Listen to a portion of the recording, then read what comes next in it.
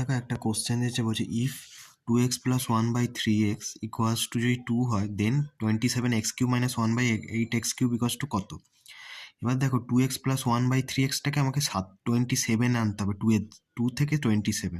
সেক্ষেত্রে আমি কি করবো, উভয় দিকে 3/2 দিয়ে আমি গুণ করব। যদি আমি গুণ করি তাহলে আমার কি আসছে, 3x + 1/2x ইকুয়ালস টু 3, এটা এলো। কিন্তু এখানে দেখো প্লাস আছে আর এখানে আমাকে মাইনাস আনতে হবে। তাহলে আমি কি করব, এটাকে এখানে কনভার্ট করতে গেলে আমার একটা ফর্মুলা আছে, a - b এর whole square equals to a + b এর হোল স্কোয়ার মাইনাস 4ab।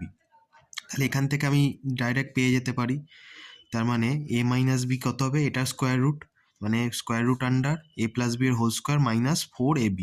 তাহলে এখানে a + b এর হোল স্কোয়ারটা কত, 3 স্কোয়ার মাইনাস 4a মানে 3x ইন্টু 1/2x কেটে গেলে তাহলে 3x - 1/2x আমার আসছে হচ্ছে √3। এবার দেখো এটাকে আমাকে কিউব করতে হবে, কারণ 3 থেকে 27 নিয়ে যেতে হবে আর 2 থেকে 8 নিয়ে যেতে হবে। উভয় দিকে যদি আমি কিউব করি ডাইরেক্ট ফর্মুলায় আসছে, a³ - b³ equals to k³ মানে 3√3 plus 3ab into a - b। এটা প্লাস হলো কেন, এদিকে মাইনাস ছিল, ওটা আমি ওইদিকে নিয়ে গেছি রিঅ্যারেঞ্জ করে। তাহলে এটা আমার প্লাস হয়ে যাচ্ছে, কাটাকুটি করলে আমার আসছে 9√3/2। তাহলে 27x³ - 1/8x³ equals to 3√3 plus 9√3/2। এবার এটাকে যদি আমি সলভ করি তাহলে আমার আসছে 15√3/2।